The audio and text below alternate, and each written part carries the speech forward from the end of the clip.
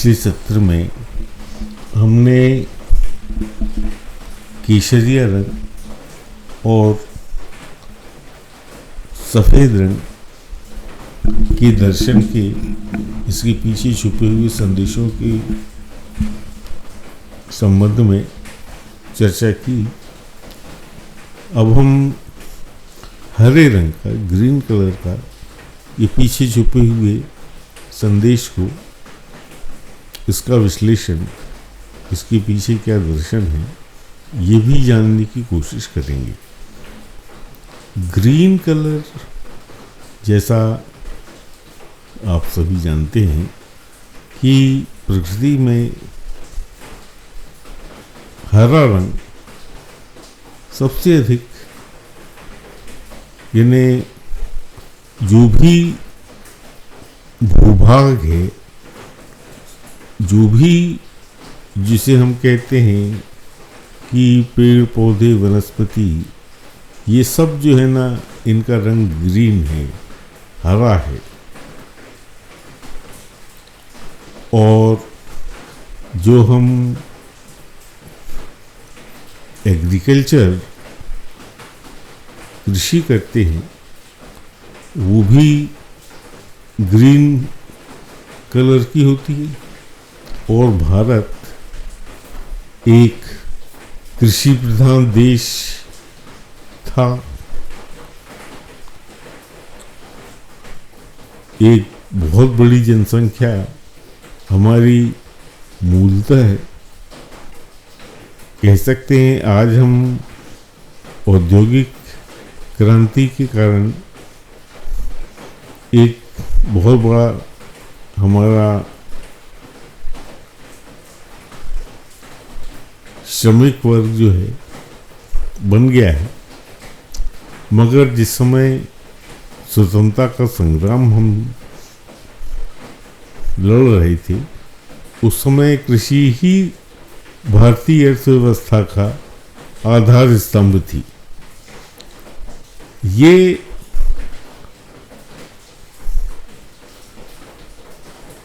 उस समय नहीं, उसके पहले भी कहा जाता था कि भारत सोने की चिड़िया है। ये सोने की चिड़िया कैसे बना? ये शब्द जो है, ये उपमा भारतीय अर्थव्यवस्था को कैसे मिली? जिस समय की बात है, सोने की चिड़िया, इतिहास में ये पन्नों में ये बातें दर्ज हैं कि उस समय भी भारत कृषि प्रधान था। इसके कृषक वर्ग ने जिन जिन उपजाऊ फसलों को लेना प्रारंभ किया, वो कितनी महत्वपूर्ण थी। भारत के कृषि की या कृषकों की जो पद्धति है, वो कितनी, उनकी टेक्निक जो है वो कितनी विकसित थी। ये सब इतिहास के पन्नों में दर्ज है। आप इतिहास के पन्नों को पलटते हुए जाइए कि भारत के जो मिर्च मसाले और जो भी जिसे फ्रेग्रेंस कहते हैं, और साथ साथ उनमें स्वाद है, इसके लिए यानी रोम एम्पायर तक इन मिर्च मसालों का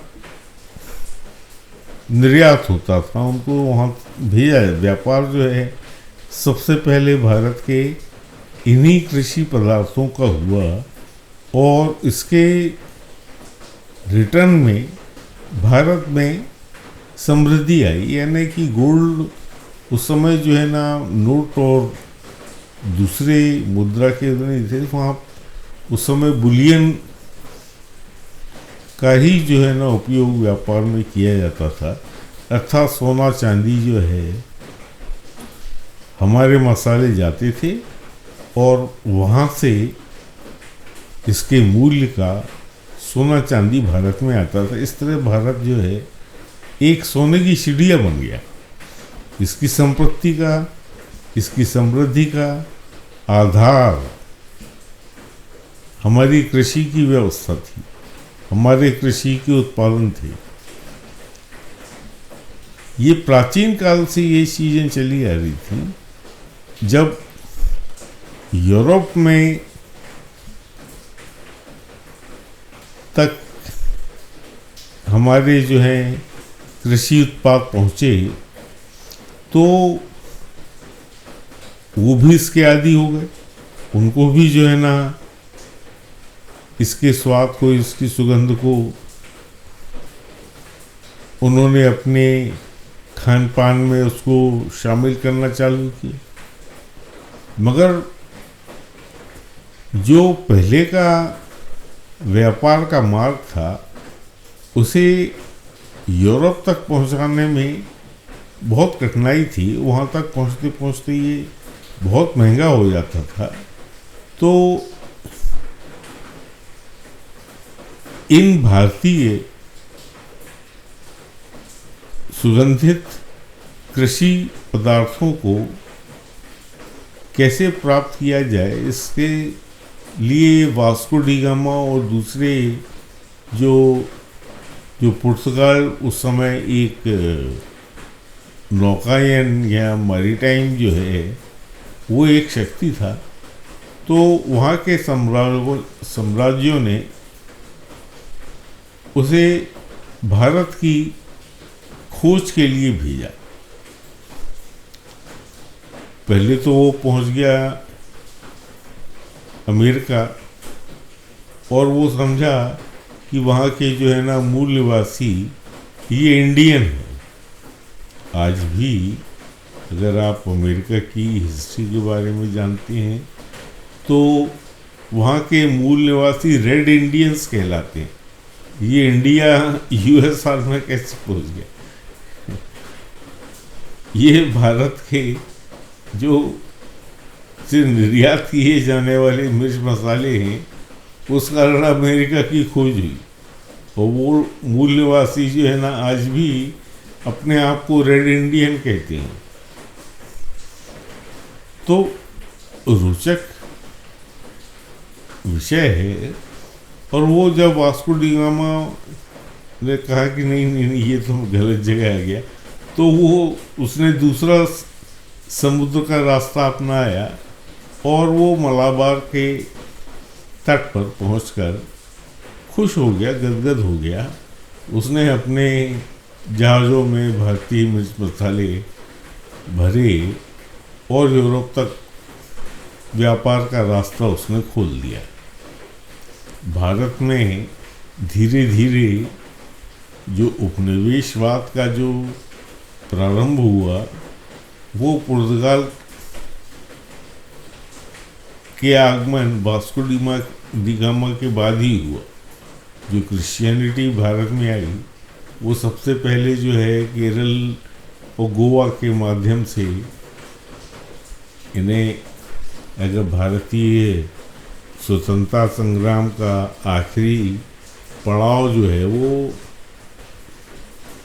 गोवा की मुक्ति का आंदोलन ही था। कहने का तात्पर्य ये है कि कृषि प्रधान देश होना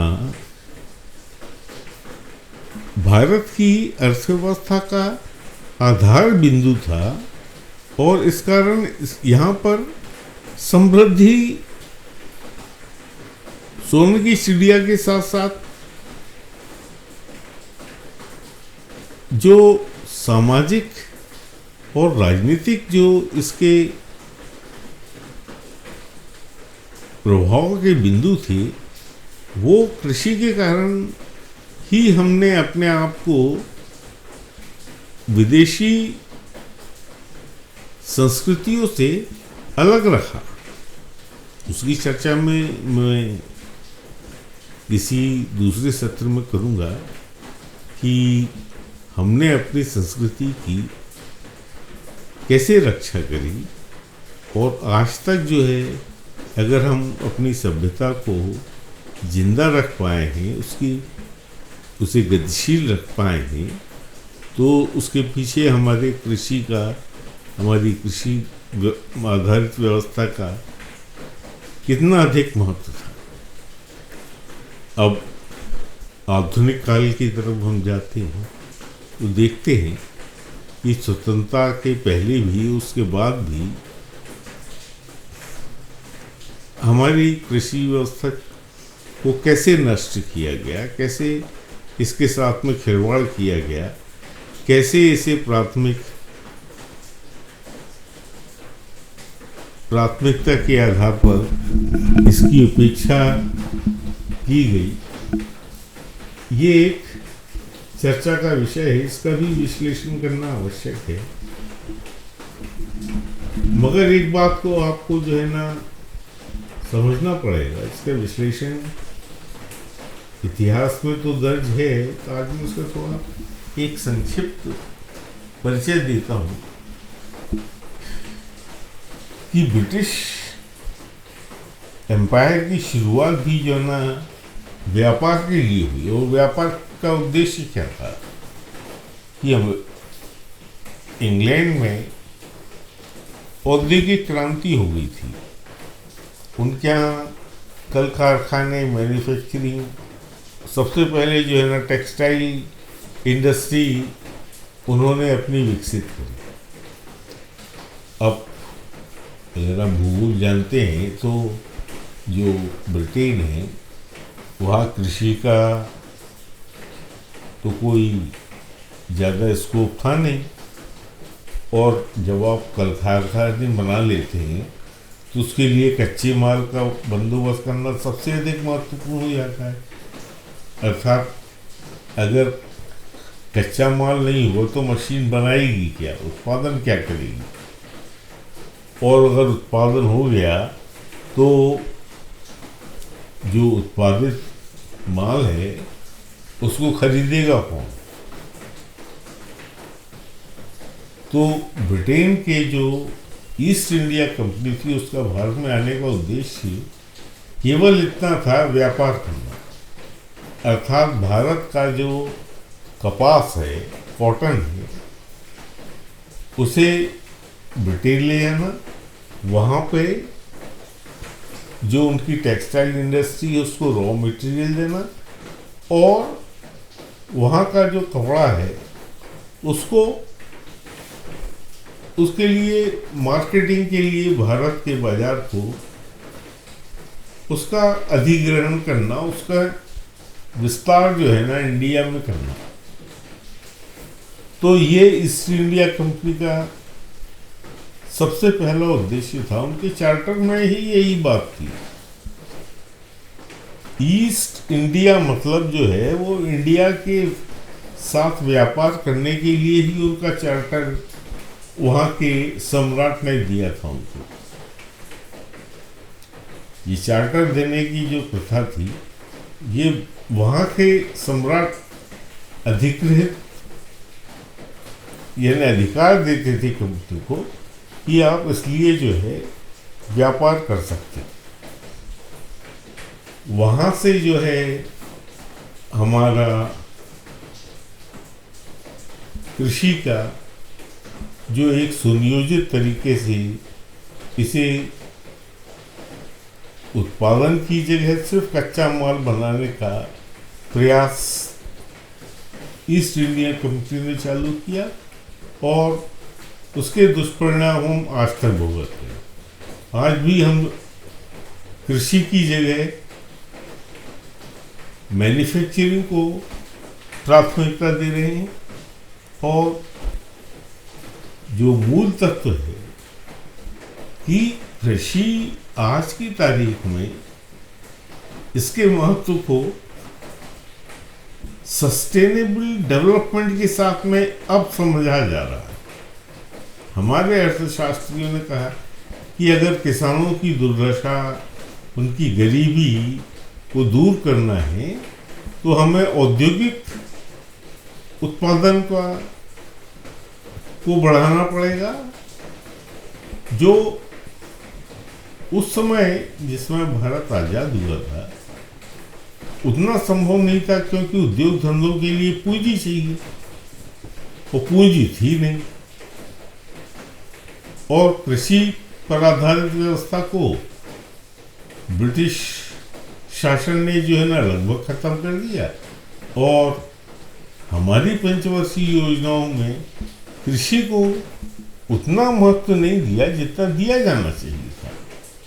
तो किसान अगर उस समय 70-80% जनता किसान थी, और उनके पास में कोई मार्केटिंग की, उनकी प्रोडक्टिविटी बढ़ाने की, उनके उपज के डाइवर्सिफिकेशन की अगर कोई योजना थी ही नहीं, हमने अपने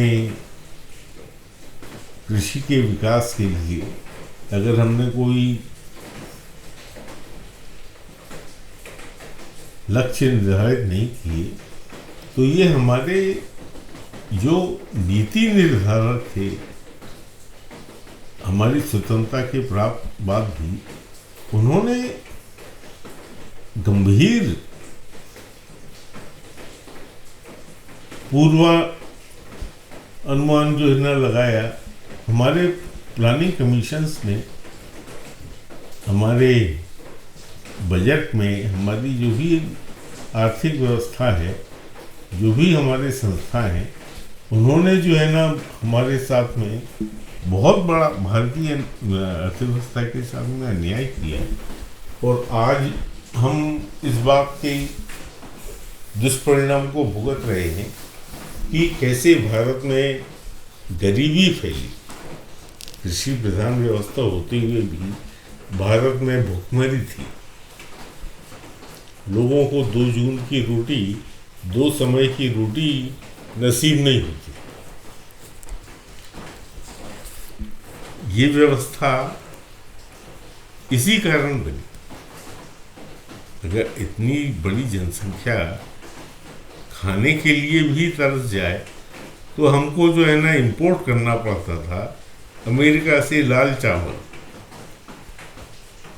कल्पना कीजिए इस बात का कि एक देश जिसकी 60-70% पॉपुलेशन कृषि पे आधारित हो, और वो अपने देश की जनता को इतना उत्पादन भी, कृषि उत्पादन नहीं कर पा रही हो, और भूखमरी की शिकार हो, और उसे आयात करने के लिए प्रार्थना करनी हो। दंडवत हो गए हमारे नीति निर्धारक कि कैसे जो है ना गेहूं को जो है ना आयात किया जाए। तो ये एक हमारे आर्थिक विकास का ये जो प्रक्रिया हमने चालू करी थी, उसका बड़ा दुखांत अध्याय है ये। अब आज के वर्तमान स्थिति की अगर हम चर्चा करें, तो आप पाएंगे कि सस्टेनेबल डेवलपमेंट जिसे हम कह रहे हैं, क्योंकि हम जानते हैं कि जो दूसरे प्राकृतिक संसाधन हैं, जैसे जिसके ऊपर खनन उद्योग, माइनिंग इंडस्ट्री टिकी हुई है, और उन माइनिंग इंडस्ट्री के कारण जो है ना जो भी प्रोसेसिंग, जो मैन्युफैक्चरिंग इंडस्ट्री बनी है, वो प्राकृतिक संसाधन सीमित हैं, और उनको हमारी पृथ्वी में रीजनरेट नहीं किया जा सकता।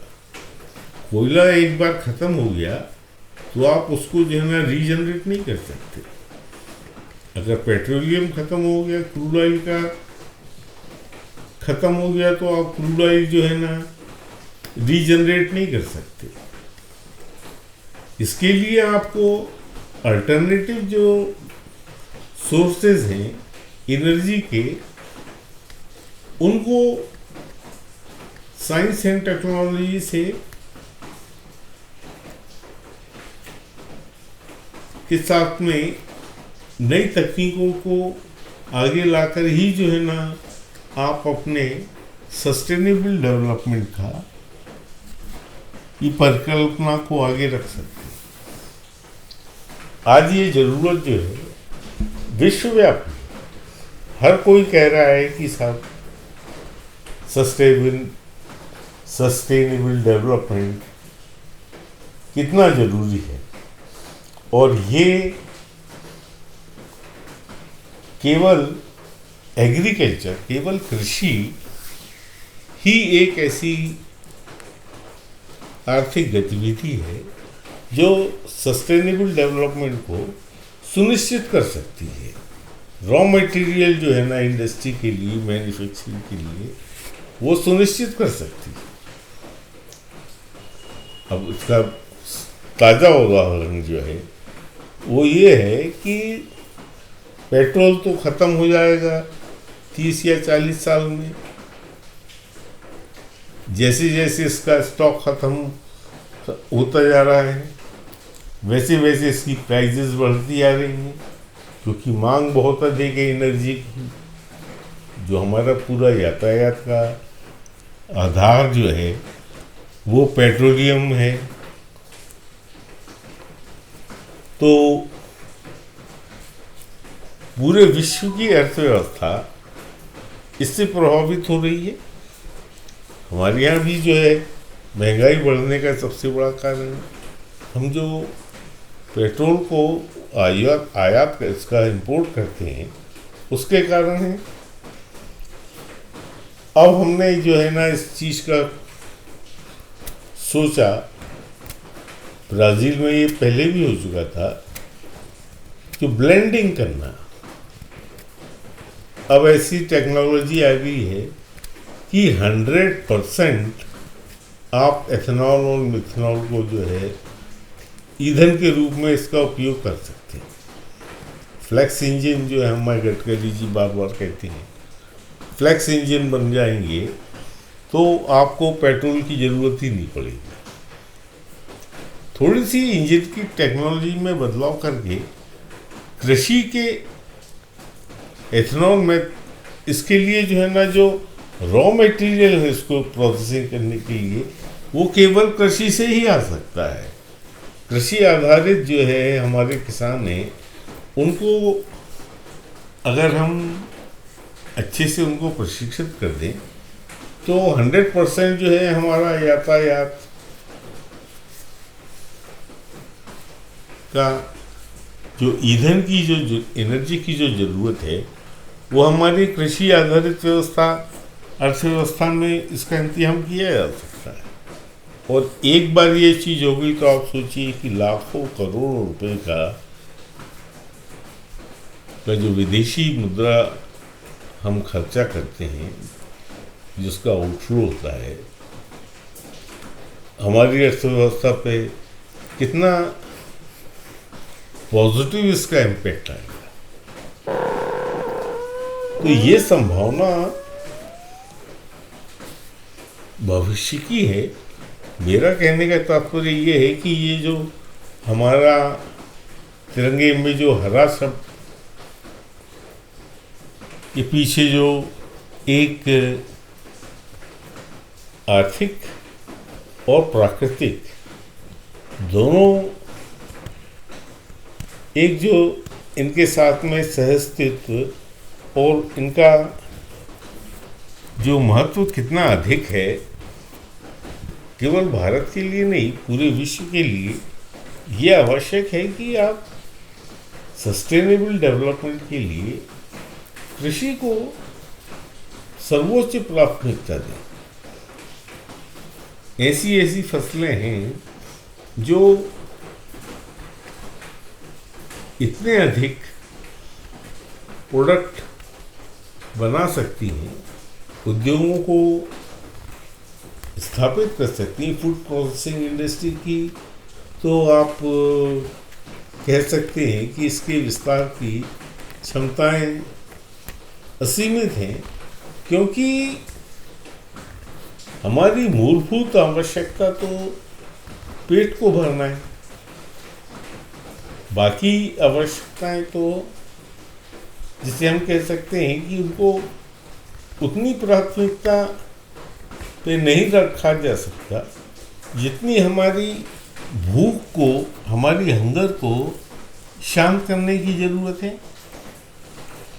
अभी इस यूक्रेन युद्ध में आपने एक नया फेनोमेना जो है ना, आपने देखा होगा कि विश्व में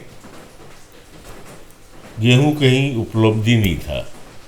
भारत ने जो है ना इसका निर्यात किया और कई देशों को भूखमरी से बचाया। ये संभव हो पाया क्योंकि हमारे कृषकों ने जो हमारी मांग है उससे अधिक उत्पादन करके, कृषि उत्पादन करके बफर स्टॉक हमारे बनाए और हमने उसका निर्यात करके अच्छा खासा जो है ना हमने उसका एक्सपोर्ट किया। ये एक आर्थिक विकास का एक नया अध्याय चालू हुआ है, क्योंकि भारत के पास में, भारत की जलवायु जो है उसमें ऐसी कोई फसल नहीं है जिसकी कृषि नहीं की जा सकती। ऐसा कोई फल नहीं है, ऐसा कोई फूल नहीं है, ऐसी कोई भी फसल नहीं है जो हमारी जलवायु की विविधता है, डाइवर्सिटी है इसमें, जहाँ अगर गुजरात में कुछ फसल हो सकती है तो पंजाब में एक अलग फसल हो सकती है, हिमाचल प्रदेश में दूसरी फसल हो सकती है, बंगाल में कोई दूसरी फसल हो सकती है, क्योंकि इनकी सबकी जलवायु अलग अलग हैं। यहाँ पे अलग अलग टेम्परेचर, जो तापक्रम जो है वो अलग अलग स्तर पर रहता है।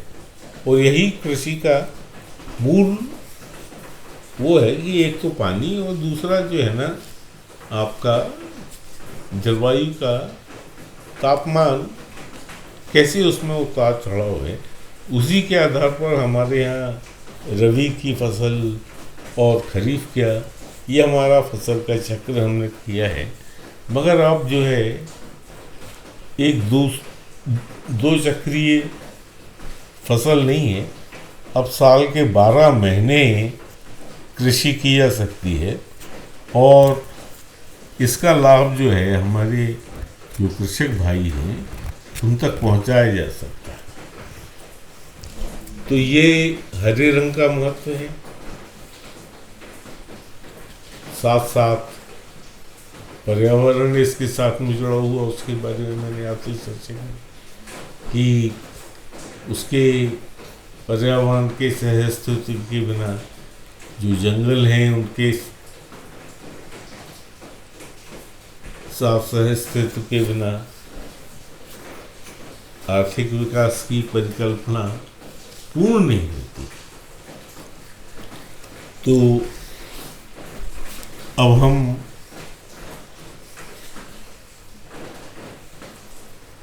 हमारे तिरंगे के तीसरे प्रतीक चिन्ह चक्र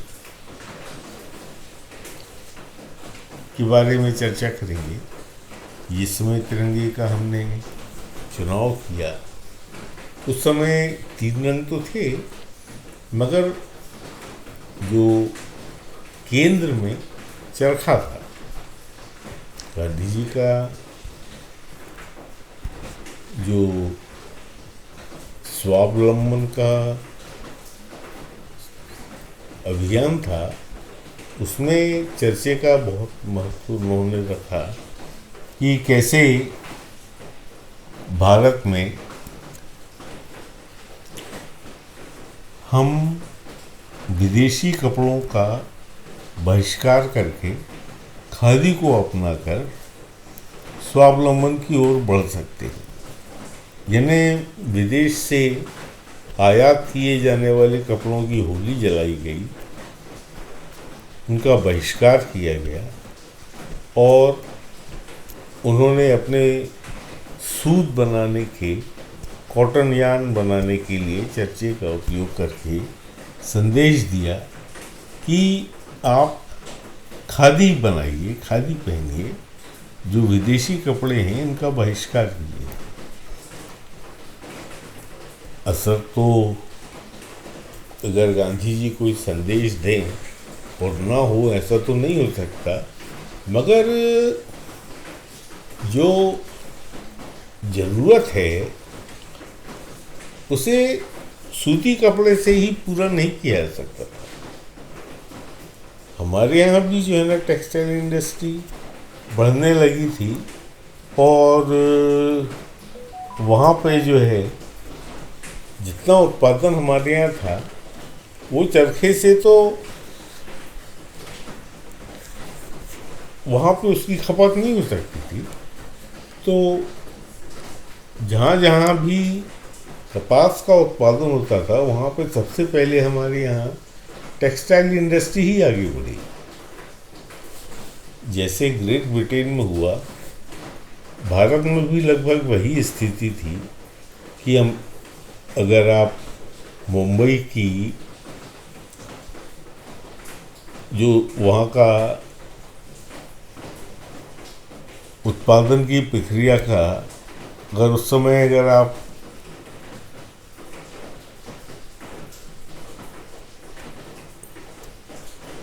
वहाँ की स्थिति का जायजा लें, उसका असेसमेंट करें, तो मुंबई में भी सबसे पहले टेक्सटाइल इंडस्ट्री ने ही वहाँ पे अपने पैर जमाए। धीरे धीरे करके वहाँ से टेक्सटाइल इंडस्ट्री दूसरी जगह चली गई और वहाँ पे दूसरे अलग तरह के प्रोडक्ट बनने लगे। मगर भारत में औद्योगिक उत्पादन का जो शुरुआत थी, जो बिगनिंग हुई, वो कृषि आधारित कपास और वस्त्र उद्योग के कारण ही जो है इसे एक दिशा मिली। कहने का तात्पर्य ये है कि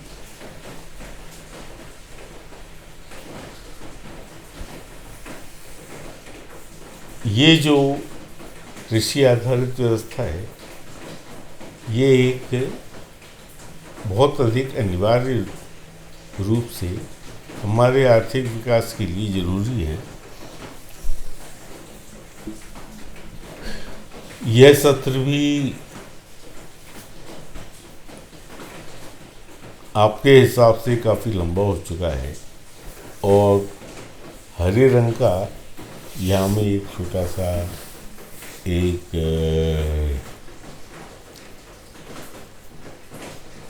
पहलू और आपके सामने रखना चाहता हूँ कि कई लोग कहते हैं कि हरा रंग जो है ये इस्लाम का रंग है और तिरंगे में हरे रंग को इसलिए रखा कि भगवा रंग तो हिंदुओं का है और हरा रंग मुस्लिम, क्योंकि उनके झंडे का रंग हरा है, इसलिए मुस्लिम समुदाय के मांग के लिए हरा रंग रखा गया। अब इसमें बहुत अधिक चर्चा करने का कोई तात्पर्य नहीं है। हमें इस चीज़ का, इस विवाद में पड़ने का कोई मेरे हिसाब से कोई औचित्य नहीं है। तो इस चर्चा को, हरे रंग की चर्चा को यहीं समाप्त करते हुए अगले सत्र में हम चक्र के बारे में थोड़ा चर्चा को आगे बढ़ाएंगे। तब तक के लिए धन्यवाद। कृपया तीसरे